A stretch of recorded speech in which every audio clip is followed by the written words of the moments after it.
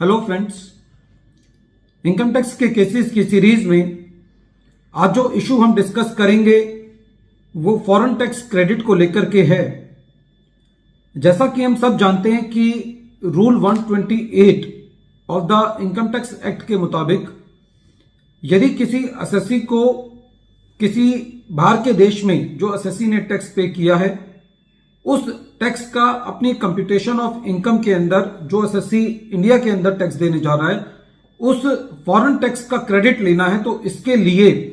Rule 128 के मुताबिक assessee को अपनी रिटर्न फाइलिंग की डेट तक, जो कि सेक्शन 139 सबसेक्शन 1 के अंदर उसको फाइल करनी होती है, वो फॉर्म 67 फाइल करके अपने फॉरेन टैक्स क्रेडिट को क्लेम कर सकता है। जब ये प्रोविजन आया तो काफी सारे असेसी से फॉर्म 67 टाइम पर फाइल करना रह गया या कुछ असेसीज ने अपनी रिटर्न सेक्शन 139 सबसेक्शन 4 के अंदर फाइल की, बिलेटेड रिटर्न फाइल करी। तो ऐसी परिस्थिति के अंदर सीपीसी ने फॉर्म 67 को रिजेक्ट करते हुए फॉरेन टैक्स क्रेडिट को डिसअलाउ कर दिया, जिसकी वजह से असेसीज को अपील में जाना पड़ा। कई असेसीज ने 154 की एप्लीकेशन फाइल करी, वो रिजेक्ट कर दी गई। तो ऐसी परिस्थिति के अंदर यह प्रश्न उठता है कि फॉर्म 67 का ओरिजिनल रिटर्न जो कि सेक्शन 139 सबसेक्शन 1 के अंदर फाइल करना मैंडेटरी है या डायरेक्टरी है, या फॉर्म फाइल करना मैंडेटरी है, या जो टाइम लिमिट्स हैं वो डायरेक्टरी है। ये सारी चीजें पुणे एसएमसी बेंच के सामने एक important case Akshay Rangroji Umel versus deputy commissioner of income tax के केस में आई। ये case 110 ITR tribunal short notes 5 पर रिपोर्ट हुआ और इस केस का जजमेंट 1 फरवरी 2024 को आया। प्रेजेंट केस में असेसी ने अपनी रिटर्न ओरिजिनल डेट पर फाइल नहीं की थी, सेक्शन 139 सबसेक्शन 1 के अंदर फाइल नहीं की थी, बल्कि बिलेटेड रिटर्न फाइल की थी सेक्शन 139 सबसेक्शन 4 के अंदर। और असेसी ने फॉरेन टैक्स क्रेडिट को क्लेम किया था फॉर्म 67 को फाइल करके,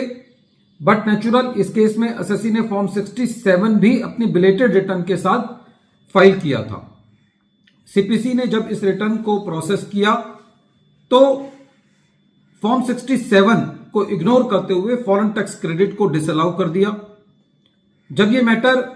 सीआईटी अपील के पास गया तो सीआईटी अपील का भी यही कहना था कि फॉर्म टाइम पर फाइल नहीं हुआ, इसलिए असेसी को फॉरेन टैक्स क्रेडिट नहीं मिलना चाहिए। जब यह मैटर ट्रिब्यूनल के पास गया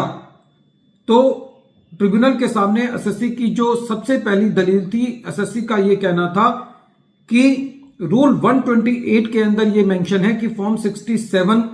को रिटर्न फाइलिंग की डेट तक, जो कि सेक्शन 139 सबसेक्शन 1 के अंदर फाइल करनी होती है, उसके अंदर उस डेट तक फाइल करना है। लेकिन असेसी का यह कहना था कि डबल टैक्सेशन अवॉइडेंस एग्रीमेंट के अंदर ऐसा कुछ फॉर्म को फाइल करने की बात नहीं कही गई है, और एज ए जनरल यह माना जाता है कि जहां पर भी डबल टैक्सेशन अवॉइडेंस एग्रीमेंट या इनकम टैक्स प्रोविजंस के बीच में कॉन्फ्लिक्ट होता है तो double taxation avoidance agreement prevail करते हैं। इसीलिए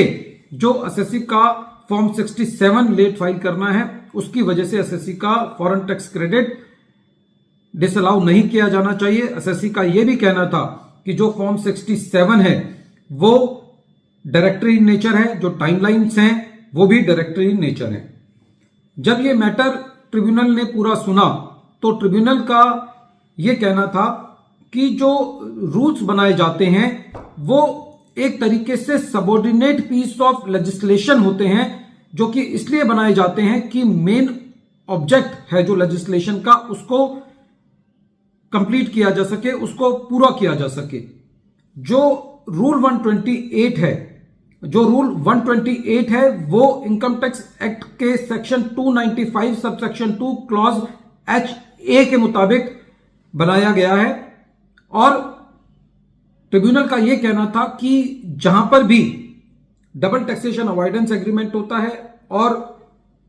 इनकम टैक्स एक्ट के प्रोविजंस होते हैं और रेट्स को लेकर के यदि कोई डिफरेंस ऑफ ओपिनियन होता है उदाहरण के तौर पर किसी आइटम पर यदि डबल टैक्सेशन अवॉइडेंस एग्रीमेंट ये कहता है कि 10% टैक्स लगना चाहिए और एक्ट ये कहता है कि 15% लगना चाहिए, तो उसमें कोई डाउट नहीं है कि डबल टैक्सेशन अवॉइडेंस एग्रीमेंट के रेट प्रिवेल करेंगे और एसएससी को कम रेट से टैक्स देना होगा। लेकिन साथ ही साथ ट्रिब्यूनल का यह भी कहना था कि जहां पे डबल टैक्सेशन अवॉइडेंस एग्रीमेंट है तो इसका मतलब यह नहीं निकाला जाना चाहिए कि वो एक्ट और रूल पर as a general overrule करेगा। और ट्रिब्यूनल का यह भी कहना था कि यदि कोई स्पेसिफिक प्रोविजन नहीं है डबल टैक्सेशन अवॉइडेंस एग्रीमेंट के अंदर तो basic rule of income tax act prevail करेंगे। इसलिए एसएससी का यह कहना कि क्योंकि डबल टैक्सेशन अवॉइडेंस एक्ट के अंदर फॉर्म 67 की कोई बात नहीं कही गई है, इसलिए फॉर्म 67 फाइल करना जरूरी नहीं है, यह बात सही नहीं है। लेकिन ट्रिब्यूनल ने एसएससी को इस बात पर रिलीफ दिया कि यदि रूल 128 को सेक्शन 90, 90A, 91 और डबल टैक्सेशन अवॉइडेंस एग्रीमेंट को साथ में रखकर पढ़ा जाए तो उससे एक बात यह निष्कर्ष निकल के आता है कि फॉर्म 67 फाइल करना मैंडेटरी है, लेकिन जो उसकी टाइमलाइंस हैं फाइल करने की वो डायरेक्टरी हैं। यदि फॉर्म 67 रिटर्न को प्रोसेस करने तक भी फाइल कर दिया गया है या असेसमेंट के दौरान भी फाइल कर दिया गया है तो वो एक सफिशिएंट कंप्लायंस ऑफ लॉ होगा, और खाली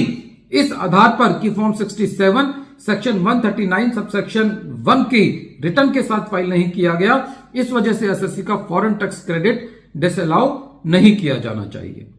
वीडियो के अंत में एक बार फिर मैं केस का नाम रिपीट कर रहा हूं। केस का नाम है Akshay Rangroji Umel versus deputy commissioner of income tax, और यह case 110 ITR tribunal short notes 5 पर रिपोर्ट हुआ। मैटर पुणे ITAT की SMC बेंच ने डिसाइड किया और इस केस का जजमेंट 1 फरवरी 2024 को आया। Thank you friends.